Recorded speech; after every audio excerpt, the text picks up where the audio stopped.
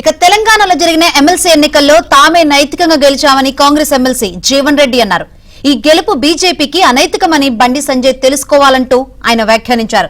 కాంగ్రెస్ పార్టీని ఓడించేందుకు BJP BRS చీకటి ఒప్పందం చేసుకున్నాయని జీవన్ రెడ్డి ఆరోపించారు. అదే సమయంలో బీఆర్ఎస్ బలహీనంగా మారి బీజేపీని గెలిపించిందని, ఈ ఎన్నికలు స్థానిక సంస్థలు జీహెచ్ఎంసీ ఎన్నికలపై ఎటువంటి ప్రభావం చూపదంటున్న జీవన్ రెడ్డితో మా ప్రతినిధి Siddhartha face to face.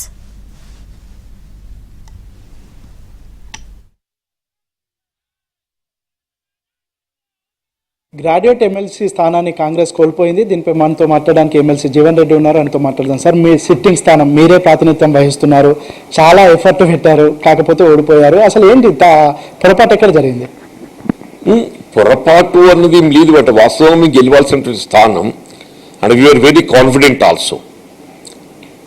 More particularly when second option vote ఎప్పుడైతే కౌంటింగ్ స్టార్ట్ అయిందో తప్పకుండా అందులో విల్ గెట్ కన్సిడరబుల్ లీడ్ అని చెప్పాను అనుకున్నా, కానీ ఆశించిన మేరకు పొందలేకపోయినా.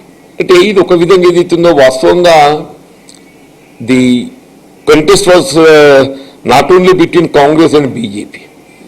అంటే BJP was having hand in glove with BRS. అక్కడ ఏమైపోయింది అంటే బీఆర్ఎస్ డైరెక్ట్గా ఎన్నికలు పోటీ చేయలేకపోవడంతోనే వాళ్ళు ఏ విధమైనటువంటి పాత్ర పోషించబోతున్నారు అనేది మన కన్న పెట్టినట్టు కనబడుతుంది.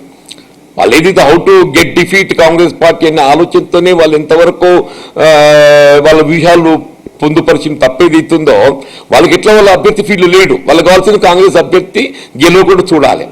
కాంగ్రెస్ అభ్యర్థి గెలువకుండా చూడాలి ఏం చెప్పారంటే రెండో స్థానానికి ఎవరు వస్తారో వాళ్ళని పుష్ చేయాలి. రెండో స్థానానికి ఎవరు పుష్ చేయాలి.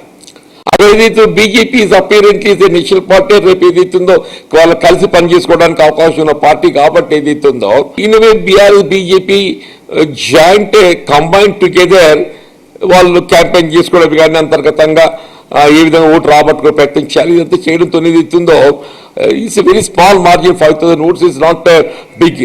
అంటే almost is only 2% of vote తేడా, 2%.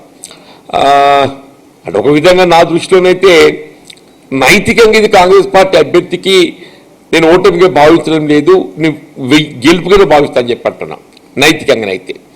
అక్కడ ఉన్నటువంటి కేంద్ర మంత్రి బండి సంజయ్ ఈ పర్టికులర్గా ఈ అంశానికి సంబంధించి ఒక కీలకమైన వ్యాఖ్యం చేశాడు. కాంగ్రెస్ పార్టీకి రంజాన్ గిఫ్ట్ ఇచ్చామని బండి సంజయ్ అన్నాడు. ఏం చెప్తారు? ఇప్పుడు ఆయన ఎవరికి ఏం గిఫ్ట్ ఇస్తున్నది కాదు సమస్య ఇక్కడ. ఆయన అసలు ఏ విధంగా గెలుచుకున్నది ప్రధానం చెప్పంటున్నా. అసలు ఏమిటో గెలిపే అనైతికం అని చెప్పంటున్నా. మీరు ఎన్నికల ప్రచారం ఏ విధంగా ఏంటి, ఒప్పందాలు ఏ విధంగా ఉండాలి ఏంటి అనేది ఆలోచించాలి. ఇక్కడ మన కళ్ళ పెట్టినట్టు కనబడుతుంది. కానీ మీరు ఏ విధంగా బీఆర్ఎస్ తోని చీకటి ఒప్పందం కుదుర్చుకొని ఏది ఇస్తుందో కాంగ్రెస్ గెలుపును నిరోధించాలి, ఆపాలనే ప్రయత్నం చేసిందో ఎవ్రీబడి నోస్ ఇట్. సార్, ఆ నియోజకవర్గాల్లో కేటీఆర్, కేసీఆర్, కవిత, హరీష్ రావు వీళ్ళందరూ అదే నియోజకవర్గాలకు సంబంధించినటువంటి వాళ్ళు.